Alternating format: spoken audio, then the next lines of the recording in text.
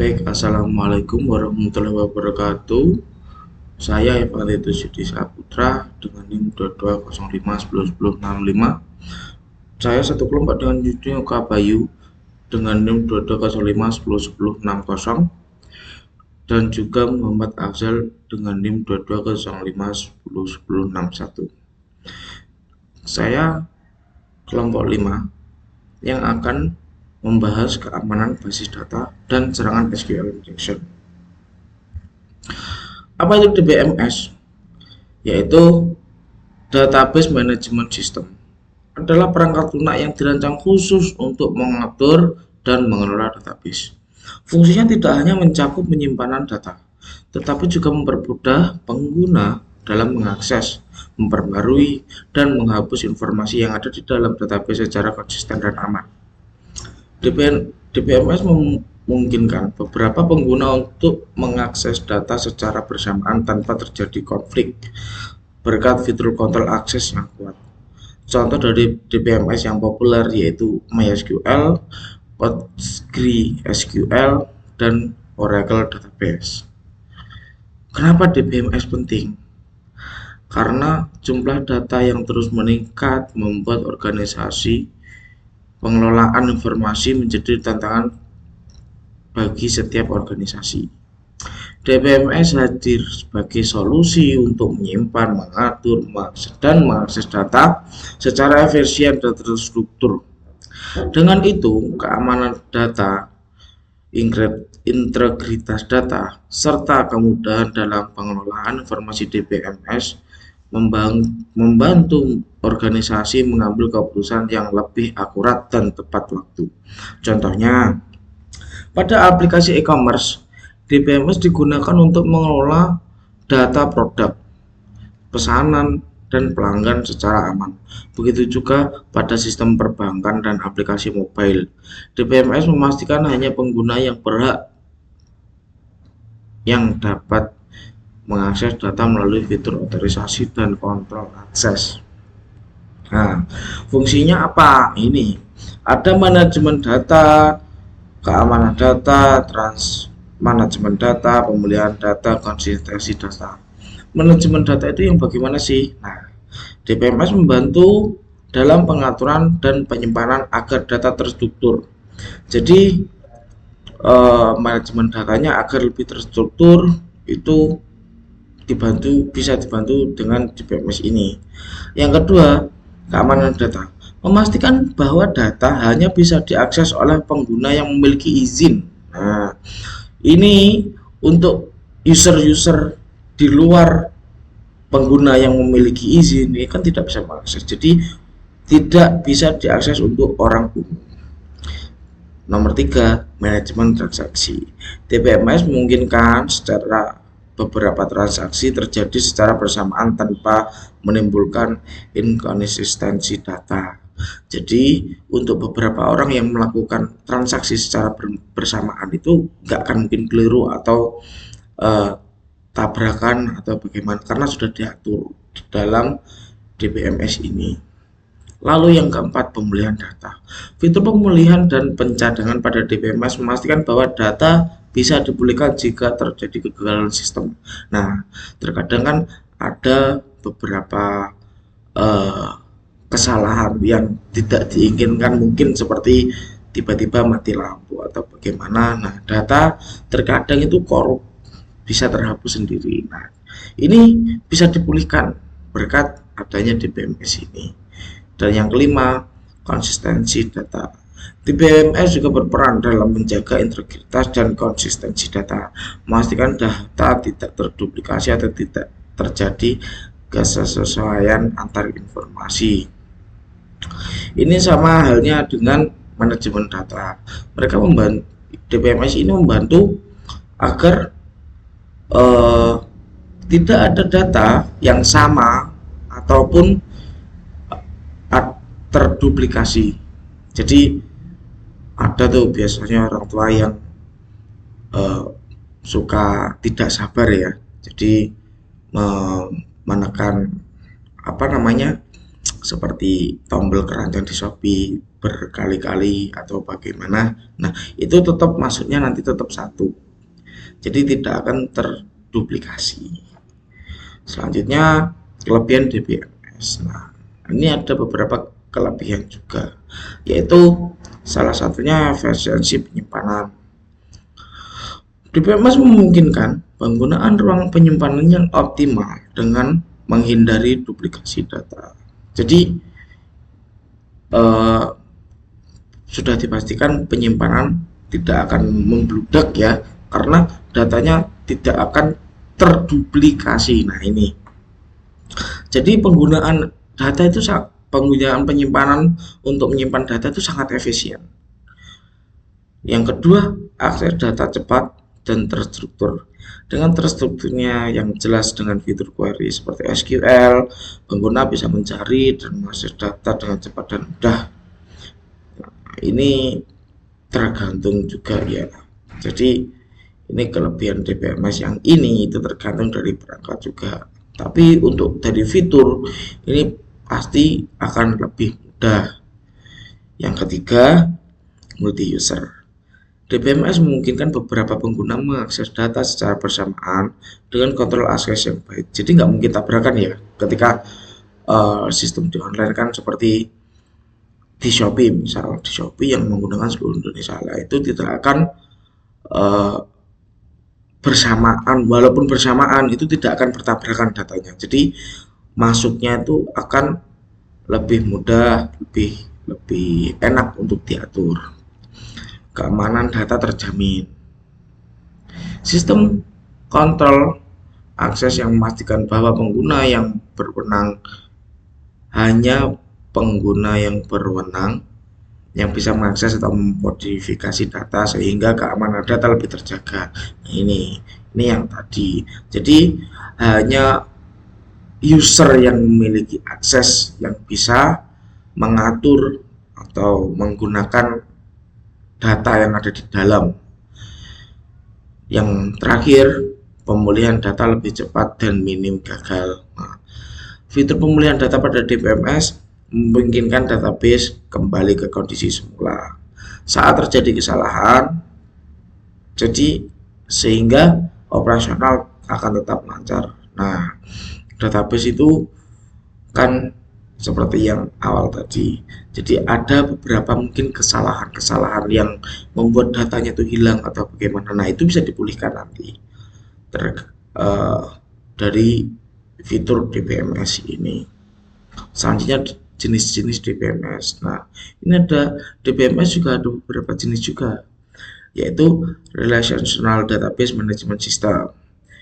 Di sini RDBMS menyimpan data dalam bentuk tabel terdiri barisan kolom. Yang kedua, NoSQL Database. Untuk NoSQL Database ini dirancang untuk menangani data yang dalam skala besar yang tidak terstruktur atau semi terstruktur. Yang ketiga, Object Orientasi Database Management System. Nah, OODBMS ini menyimpan data dalam bentuk objek. Jadi mirip dengan konsep dalam pemrograman berorientasi objek. Untuk yang terakhir, Hierarchical Database Management System. DBMS ini menyusun data dalam terstruktur seperti pohon, di mana setiap entitas memiliki satu induk dan beberapa anak. Nah, ini yang selanjutnya pilar utama keamanan DBMS. Apa sih yang membuat DBMS itu bisa menjamin dari sistem keamanannya? Nah, ini ada confidentiality, yaitu kerahasiaan, ada integritas lalu ada availability. Jadi kerahasiaan, integritas dan ketersediaan itu di DBMS itu lebih diutamakan juga. Jadi tetap user yang memiliki akses yang bisa mengakses seperti itu. Jadi minim kebocoran data. Ancaman umum terhadap DBMS yaitu akses tidak sah. Nah, ini hacker-hacker ini biasanya kan mencoba untuk membobol suatu akun kan. Nah, akses tidak sah. Ini penyerangan dapat memanfaatkan kredensial yang lemah atau kesalahan pengaturan akses sistem database dan mencuri atau merusak data. Nah, ini ancaman umum. Jadi seperti ini itu bisa dicegah dengan memberikan apa ya namanya seperti kredensial tuh yang sedikit rumit. Yang kedua, kesalahan konfigurasi. Konfigurasi yang tidak tepat seperti port database dibiarkan terbuka, kredensial default tidak diganti atau izin yang berlebihan dapat memberikan celah bagi penyusup. Nah, ini biasanya seperti programmer-programmer yang asal mengupload atau apa ya namanya istilahnya tuh asal membuka database, jadi seperti port-portnya itu tidak dibenahi terlebih dahulu. Nah, itu bisa menjadi celah para hacker ini untuk masuk. Jadi eh, itu human error juga salah satunya. Itu tidak bisa diatasi kecuali orangnya sadar. Yang ketiga, serangan injeksi kode. Metode seperti SQL injection ini memungkinkan penyerang mengeksploitasi kelemahan pada aplikasi sehingga dapat menjalankan perintah berbahaya ke database. Nah, ini seperti disuntik virus ya teman-teman. Seperti itu. Yang keempat, malware dan ransomware. Basis data dapat menjadi target penyerangan malware atau ransomware yang menginskripsi atau mencuri data lalu meminta tebusannya kepada pemilik. Nah, ini seperti kasus-kasus yang terjadi di Indonesia juga yang kemarin uh, katanya database-nya dicuri terus mau dikembalikan minta tebusan apa segala macam. Nah, itu salah satu kelemahan atau ancaman yang umum yang dihadapi oleh pengguna database ini. Nah, untuk SQL injection akan diteruskan teman saya yaitu Juniko Bayu. Sekian, terima kasih dari saya Evan Sudi Saputra. Wassalamualaikum warahmatullahi wabarakatuh. Injection. SQL injection itu adalah salah satu teknik serangan cyber yang menargetkan celah keamanan pada sistem database sebuah aplikasi. Serangan ini terjadi saat peretas menyisipkan perintah SQL berbahaya melalui input pengguna seperti kolom login atau pencarian untuk memanipulasi perintah database. Celah ini muncul karena input pengguna tidak divalidasi atau difilter dengan baik, sehingga sistem menjalankan perintah yang sebenarnya tidak diizinkan. Selanjutnya, apa sih jenis-jenis SQL injection itu? Yang pertama adalah classic SQL injection. Itu adalah jenis yang paling umum, di mana penyerang menyisipkan kode SQL langsung ke dalam input atau form login, URL, atau pencarian. Aplikasi memberikan respon langsung sehingga penyerang dapat mencuri, mengubah, atau menghapus data. Yang kedua adalah bin SQL injection. Itu adalah sistem tidak menampilkan pesan error, sehingga penyerang hanya mengandalkan perubahan perilaku aplikasi true, false, atau lama respon. Meskipun lambat, teknik ini tetap efektif untuk mengekstrak data sedikit demi sedikit. Next, jenis-jenis SQL selanjutnya adalah error-based SQL injection. Penyerang memicu error pada database untuk mendapatkan informasi sensitif seperti nama tabel atau struktur database. Error inilah yang digunakan sebagai sumber informasi untuk eksploitasi lebih lanjut. Jenis yang keempat adalah union-based SQL injection, yaitu menggunakan perintah union select untuk menggabungkan hasil query asli dengan data dari tabel lain. Teknik ini digunakan untuk mengambil data sensitif dalam jumlah besar dari berbagai tabel. Next, selanjutnya adalah cara kerja SQL injection.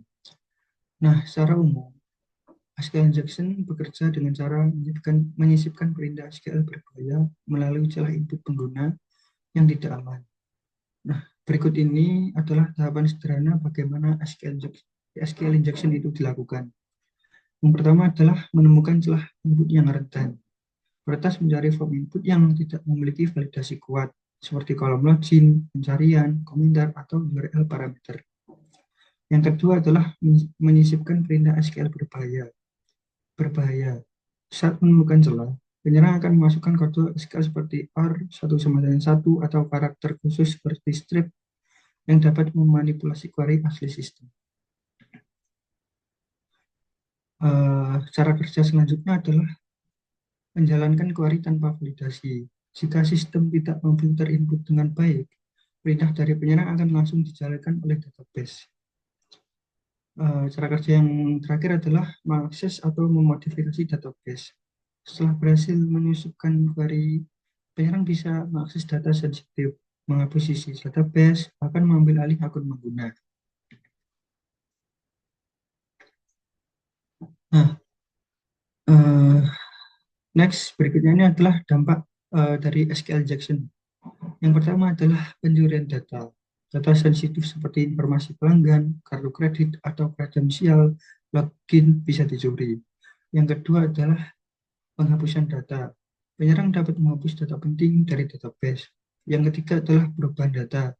Data bisa dimodifikasi oleh penyerang untuk keuntungan pribadi atau merusak sistem. Yang keempat itu adalah eksekusi perintah berbahaya. Beberapa database memungkinkan eksekusi perintah sistem yang bisa digunakan untuk mengambil alih server. Next, selanjutnya adalah strategi pencegahan dari SQL injection. Pada tahap pertama adalah validasi dan sanitasi input. Validasi input memastikan data yang dimasukkan pengguna sesuai format dan aturan yang ditetapkan. Sedangkan sanitasi input memberikan karakter berbahaya. Sedangkan sanitasi input membersihkan karakter berpotensi berbahaya. Yang kedua adalah parameterized queries. Teknik ini memisahkan struktur perintah SQL dari data pengguna, sehingga input selalu diperlakukan sebagai nilai, bukan sebagai perintah SQL. Yang ketiga adalah prinsip less privilege. Pendekatan keamanan yang memberikan setiap akun atau proses hak akses minimum yang diperlukan. Dengan membatasi izin database, potensi kerusakan saat terjadi serangan dapat diminimalkan. Strategi pencegahan SQL selanjutnya adalah yang keempat, itu storage procedures, merupakan kumpulan perintah SQL yang disimpan dan dijalankan di dalam database. Dengan logika query yang sudah ditentukan, risiko manipulasi query dari sisi aplikasi dapat berkurang. Yang kelima adalah Web Application Firewall atau WAF, yaitu lapisan keamanan yang memfilter dan memblokir permintaan berbahaya, termasuk pola SQL injection sebelum mencapai server aplikasi. Yang keenam adalah security audit dan penetration testing, di mana proses pemeriksaan rutin untuk menemukan celah keamanan sebelum dimanfaatkan oleh penyerang. Selanjutnya adalah bahaya dari raw SQL, yaitu menggunakan query mentah dengan menggabungkan string concatenation merupakan celah keamanan yang sangat berisiko, karena penyerang dapat menyisipkan kode berbahaya secara langsung ke dalam perintah SQL. Next,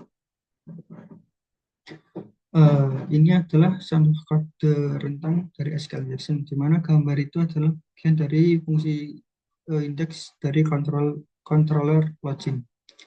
Itu input user langsung digabungkan ke dalam string query tanpa sanitasi atau parameter binding. Itu karakter OR 1 dapat membebas login.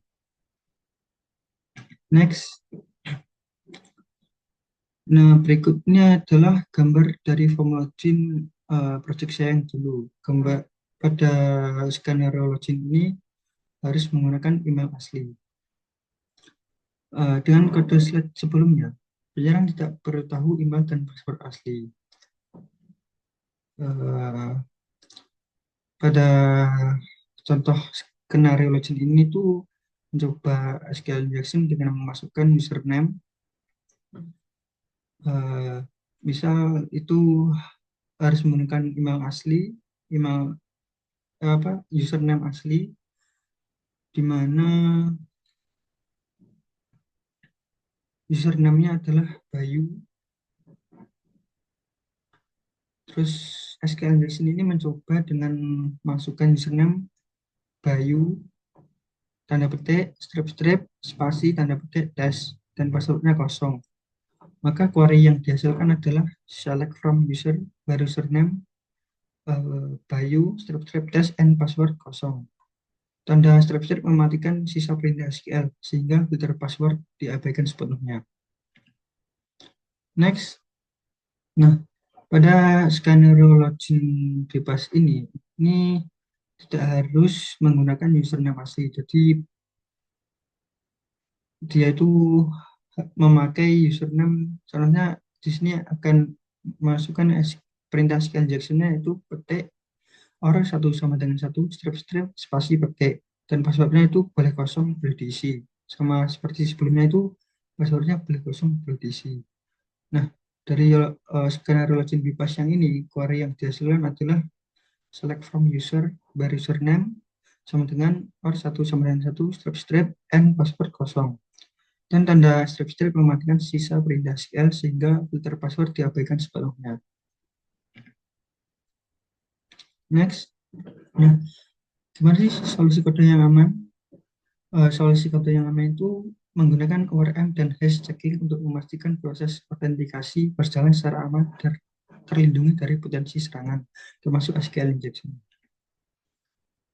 Next, nah berikutnya adalah implementasi LK1 dan hash.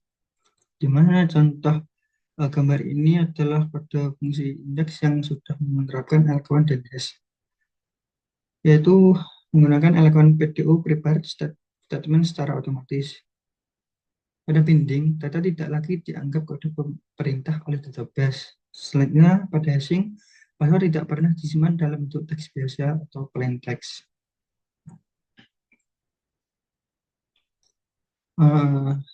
Kesimpulannya adalah DBMS berperan penting dalam mengelola data secara aman, terstruktur, dan konsisten, sehingga mendukung kelancaran operasi dan pengambilan keputusan dalam sebuah organisasi. Namun ancaman seperti SQL injection dapat membahayakan keamanan database bila input tidak ditangani dengan benar. Dengan menerapkan validasi input, parameterized queries, prinsip less privilege, serta audit keamanan berkala, sistem database dapat terlindungi dan risiko serangan dapat diminimalkan. Assalamualaikum warahmatullahi wabarakatuh. Perkenalkan, nama saya Muhammad Afsal Musafarudin. Jadi di sini saya akan mempraktekkan tentang SQL injection. SQL injection adalah celah keamanan serius pada aplikasi yang menggunakan database SQL, di mana penyerang menyisipkan perintah SQL berbahaya melalui input pengguna seperti form login, search, URL, dan lain-lain, sehingga database mengeksekusi perintah yang tidak seharusnya dijalankan. Jadi SQL injection sendiri merupakan manipulasi dari input dari SQL-nya, di mana kita diketahui di sini ada query backend seperti ini. Select from user where username sama dengan username and password sama dengan password yang telah ada sebelumnya. Misal di sini saya punya username admin, kemudian passwordnya admin 123. Kemudian user mengisi dengan username admin, tetapi di karakter selanjutnya ditambahkan manipulasi query seperti ini. Kemudian passwordnya bebas. Kemudian dari manipulasi query ini menghasilkan query baru, yaitu seperti ini. Select from user where username admin and password tidak ada or 1 sama dengan 1. Di sini sudah saya buat sebuah kode sederhana SQL injection. Nah, di sini query-nya seperti ini.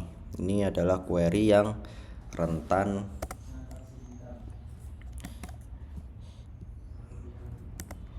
ini adalah query rentan SQL injection.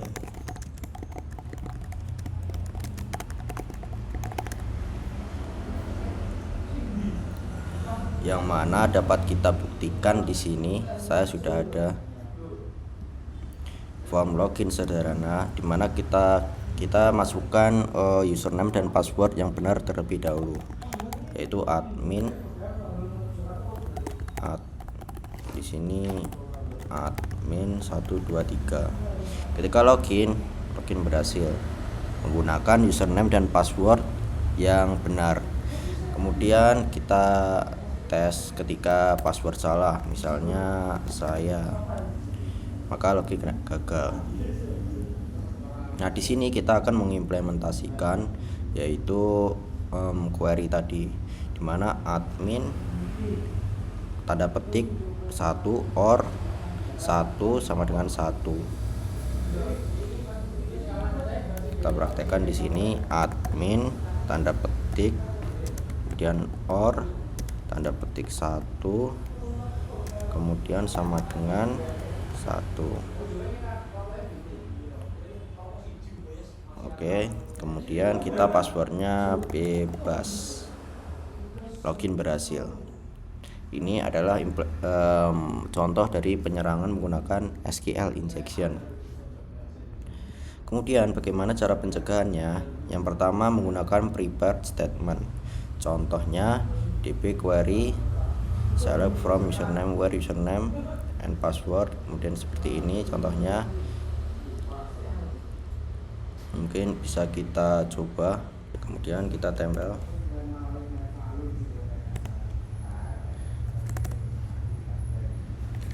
Kemudian kita sembunyikan dulu query rentannya. Const query sama dengan ini. Kemudian setelah kita buat query-nya, jangan lupa di sini kita tambahkan prepare statement-nya, yaitu username, password seperti ini. Kemudian kita coba lagi yang lewat SQL injection tadi sama dengan 1. Bentar. Oke, Ctrl C. Oke, jadi tadi ada sedikit kesalahan dari query-nya. Yang benar db query tidak diinisialisasi ulang, jadi langsung saja ke tanda petik seperti ini. Kemudian kita coba lagi.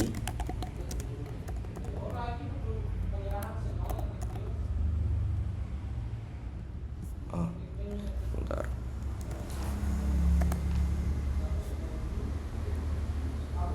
Nah, saat kita coba lagi login menjadi gagal menggunakan ini.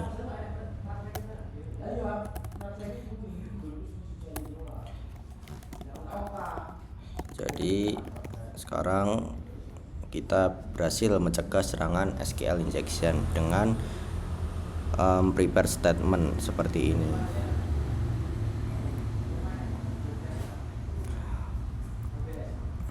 Oke, terima kasih dari saya. Sebelumnya, assalamualaikum warahmatullahi wabarakatuh.